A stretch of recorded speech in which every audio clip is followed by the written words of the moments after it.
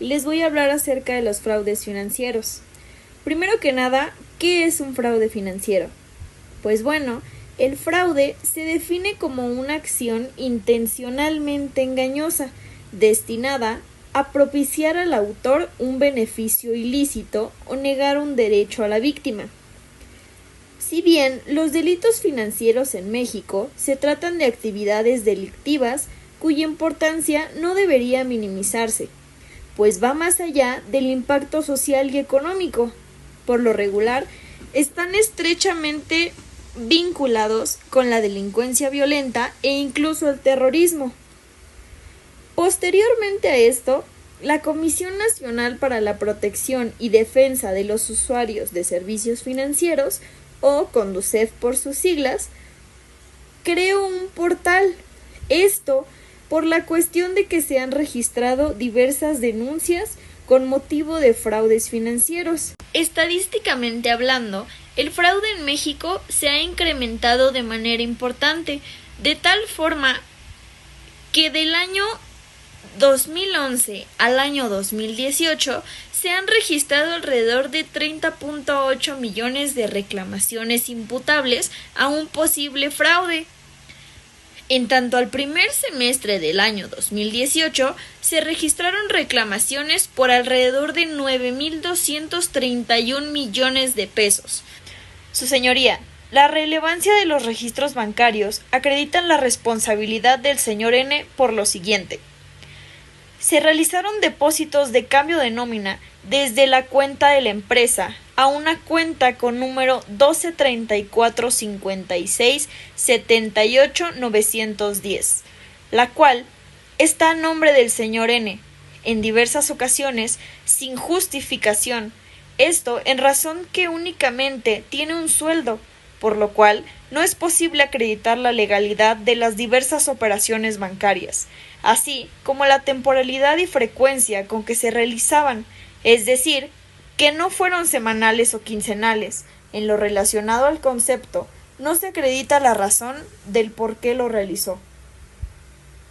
Al igual que el señor N no informó a sus superiores sobre los depósitos, sino al contrario, se realizaron en diversas ocasiones, sin que existiera un recibo o algún documento que acredite el por qué obtuvo esas cantidades. Aunado a eso, la existencia de los correos electrónicos enviados por error al testigo N, en donde refiere haber recibido la cantidad de 12.034.000 pesos mediante un recibo electrónico de la transferencia bancaria. Se presentaron los registros bancarios para dar a conocer los estados de cuenta para esclarecer el porqué del flujo de efectivo, que en este caso el demandado ha tenido, pues se muestran en dichos registros varios ingresos de dinero en su cuenta bancaria en diferentes fechas y con diferentes cantidades de dinero. ¿Qué argumentos utilizar para que los correos electrónicos sean admitidos como evidencia válida en la audiencia intermedia? Certificar que efectivamente sean registros bancarios que el banco los haya emitido o bien certificado para que no pierdan su credibilidad. Este tipo de prueba es válida como prueba documental y por tanto admisible en recursos de casación y suplicación a efectos de revisión fáctica, siempre que cumplan con determinados requisitos, por ejemplo, autenticidad, integridad y heterosuficiencia. Pregunta número 4. ¿Cómo refutar posibles objeciones de la defensa sobre la credibilidad del testimonio del exempleado en la audiencia de juicio oral? Argumentando que el exempleado es la persona directa y cumple con los requisitos necesarios para esclarecer el caso y cuenta con argumentos principales para la resolución. Y estas son algunas de las características que debe de tener el empleado. Por ejemplo, antecedentes no penales, carta de bando de policía y buen gobierno donde nunca ha tenido problemas legales o administrativos, carta de recomendación de la empresa, cotización de semanas ante el IMSS o Afore en lo que sea para acreditar la antigüedad, evaluación de desempeño donde indique el perfil del empleado, la manera en que se enteró, es decir, digamos que el empleado es del área de informática y acudió a reparar una computadora, por eso se dio cuenta. La otra es, elaboró un reporte de inmediato, que esta sea la razón por la que lo despiden y se vuelve ex empleado. La siguiente es, por lo cual denuncia ante las autoridades y colabora. Acreditar que no tiene ningún interés, es decir, él no gana ni pierde nada en este asunto. Pregunta número 5. ¿Qué preguntas realizarían al ex empleado en el examen de testigo en la audiencia de juicio oral? Señor N., ¿cuánto tiempo lleva laborando en la empresa? ¿Cuál era su cargo en la empresa? ¿Es de su conocimiento el motivo por el cual la persona acudió a la institución bancaria? Responda única y exclusivamente con un sí o un no. ¿Alguna vez lo han ascendido o premiado por su trabajo? Responda únicamente y exclusivamente con un sí o no. ¿Alguna vez ha tenido problemas legales o administrativos en el trabajo? ¿Desde hace cuánto tiempo conoce al hoy imputado? ¿Cómo es que usted se da cuenta de las actividades que hacía? ¿Podrá decirnos si a usted le consta lo que está diciendo?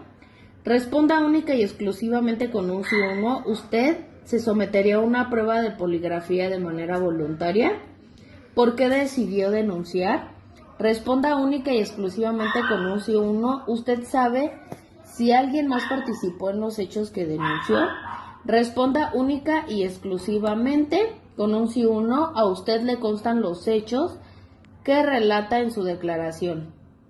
Todo esto tiene fundamento en el artículo 373 del Código Nacional de Procedimientos Penales, el cual nos basamos a hacer este cuestionario en base a las reglas para formular las preguntas en un juicio.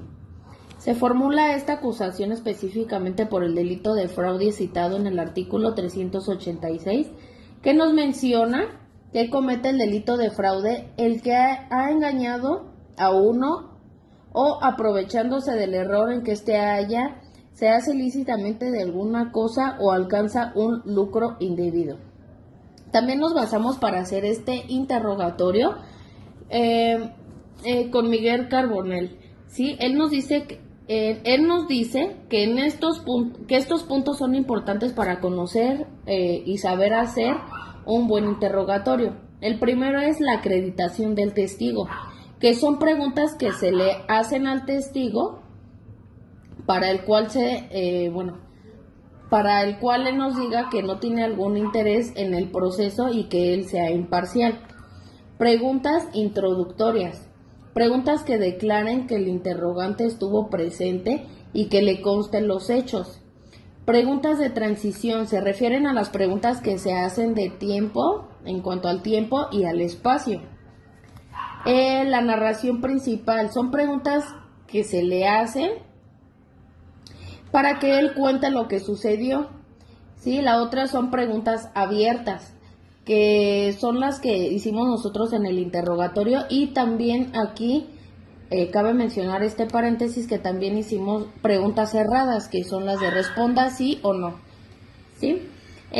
Sigo. Las preguntas abiertas son estas.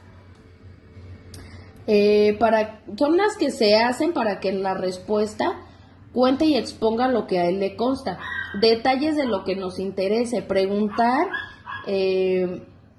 cosas a detalles, pero que sean de nuestro interés. Cierre o conclusión. Formular un cierre en las mismas preguntas. ¿Sí? El apoyo para refrescar la memoria. Podemos enseñar copias, documentos e incluso videos al interrogante para que él refresque su memoria y nos pueda dar respuestas más explícitas a lo que nosotros preguntemos. Esto tiene fundamento en el artículo 376 del Código Nacional de Procedimientos Penales. Pero en sí, pues, estos fueron estas fueron nuestras preguntas y nos basamos en estos artículos para poder hacerlas.